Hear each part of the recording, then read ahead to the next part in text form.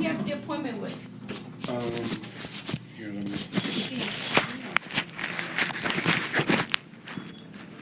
get the appointment slip out.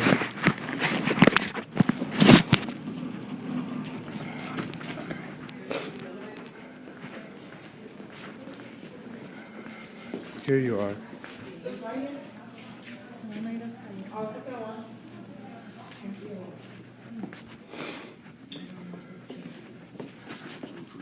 Visitors expected to see this reflected in the museum context.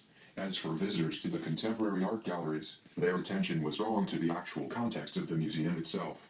This study suggests how art museum educators can empower visitors as they accompany them on their museum journey, and how the resulting overall museum experience can be a more positive one, whether that journey is characterized by moments of conflict or harmony. You know, that sounds like a study or something. Take one. It's pretty weird. Check out those areolas. Crazy. Oh, that painting. Hey, can I get a beer off you cats? Yeah, dude, let me get for you. Got some good beer.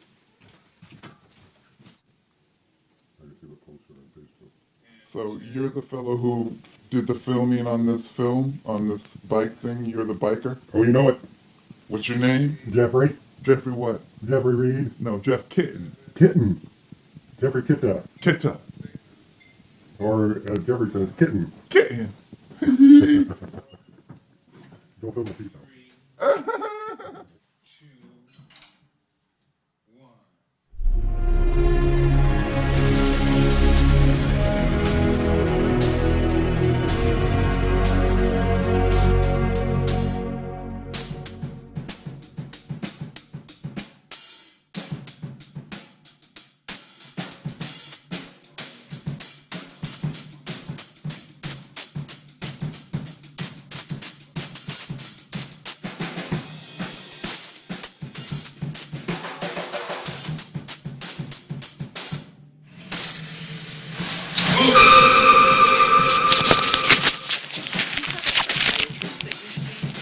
No, I wouldn't want to see a psychiatrist or anybody else for that matter. I pretty much like to be alone, especially a psychiatrist. It's a little unnerving just being here or coming here, but you seem to be very nice. Thank you. Thank you. Well, and this is a clinic for people that that need to have a regular family doctor, right? Because, you know, sometimes your difficulties are more emotional, but sometimes when you physically are not feeling well, you need to have a doctor that you can see. Yeah, I do. I have problems with my shoulder and neck and back because of the bit of anxiety. But that's only because I think, you know, of the paying the electric and the gas, and you know, the Social Security pays for my rent, and I get half rent off just because my landlord likes me. I had a roommate, but he said, you know, the roommate moved out, thank God, but he liked me, so I've been staying there for 7 years, and if they garnish my wages, I won't be able to even pay him. So I think he likes me because of my paintings. I do these paintings. Oh, that's one of them. But let me just show you briefly. I know you're busy. I do these famous people. Wow. Like, Very nice. that's the first black astronaut, Malcolm. And then you have the... Lisa. Sure! And these are 7 feet tall. Wow. That's the Shroud of Turin. And then this is Tesla. And I spend all my time doing these, and they're oil on canvas. And so, I'm really, you know who that is? Oh, yeah. Who is it? Frederick Douglass. Oh, good, doctor! And this is my favorite. It looks to look at. And then I just do some of the black people and some of the white people, and he's not white, but... And I spend my time doing this, and these are my latest ones. That's very nice. Yeah, I'm not finished with them, but you know, and this is what keeps me occupied and sane, you know. and my friend made this whole website for me. I have my own nice. website. Okay. So, Pretty nice. and also I just got in this Time Thing Out magazine recently. So I had an old article there. Okay. And so things are getting looking up in terms of, you know, people recognizing the painting, but you know, I'm just struggling to use my food stamps, and I have a $1,400 electric bill that I'm trying to help get out.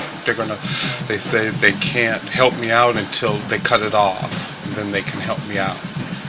So It's terrible with all the rules there are, but that's how you it gotta goes. go with who's gonna help you. And I can't wait until they turn my lights off. You don't want to wait for that. So, okay, so what I'd like to do is to Yes, keep a ma'am. copy of this Yes, and ma'am. put it with your chart. Yes, ma'am. And then I'll write a little note to the doctor saying very this is good. what you're needing, and then it has to come from an MD. Thank you so much for helping me. Okay, so when you leave, I'm going to walk you out front and we'll get you an appointment with Dr. Perez Very so that good. you can, so that she can meet with you about this. Yes, okay. ma'am. Now, you said that you get Social Security disability, Yes, right? ma'am. Okay. And can you tell me the disability that started this off that qualified you? Well, I injured myself when I just got out of college. Well, grad school actually. I was in grad school at the Art Institute, and I was working with my hands doing, because I know how to do building, and I hurt myself, my knee, and they said I needed arthroscopic surgery. So, but they wouldn't give me arthroscopic surgery because, you know, I had no insurance. So the doctor said, I want you to see this other doctor. And I did. And he saw me 3 times. And he said, I'm going to write a note to the security of the socials. And sounds like you got rats in your roof. No, this door goes to the outside, and so sometimes kids are playing Yeah, out I in the got hallway. rats and they in my roof. That's how they sound. Oh, no, Those rats. are just little rats. Baby rats. So he said, write this for you for the security of the socials, and then you can get your arthroscopic surgery. So he did, and I got free, medical. And also they gave me money every month. So I was able to recover and pay my rent, because I was on my second wife, and I wasn't making any money. She was a server, and she was like, forget about this, you're not making any money, so Okay, so But the that initial wasn't- thing was your I knee. got injured building a house, or the interior of Okay. a But have building. you also had some mental health treatment? For any mental health problems? When I was young, yes. When my parents had me, were in charge of me. Okay, But I would rather not talk about that. okay. And it didn't last long.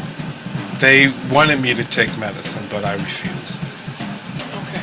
So, as long as I felt I was not bothered by other people, I didn't have much of a problem. I could deal with pretty much everything.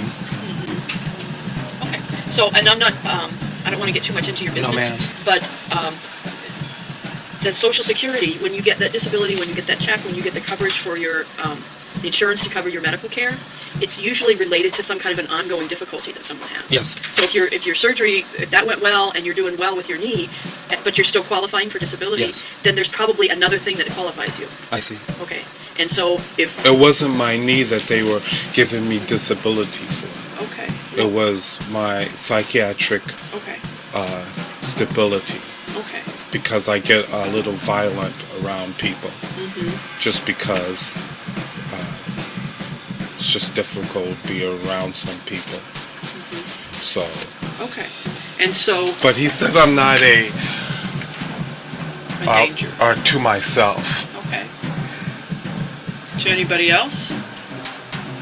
As long as I'm not around anybody, who am I a danger to? As long as I'm inside my own dwelling. Some people come by, but they don't stay long because, So you I'll do keep the better if place. you keep to yourself. Yeah. Okay, all right. Do you hear voices sometimes? Well, that's kind of personal, isn't it? Well, it is, but the thing is,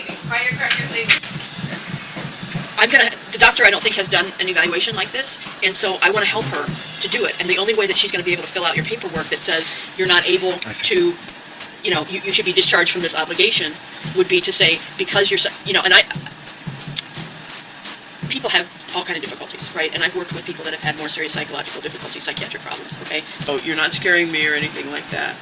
But what I'm trying to say is we need to give an explanation for this paperwork that says you can't do it because these things are in the way. So what was your question? I'm sorry. So my question is, do you hear voices sometimes? Well, what kind of voices? I have a appointment with the doctor's here at 4 o'clock, 15 minutes late. I don't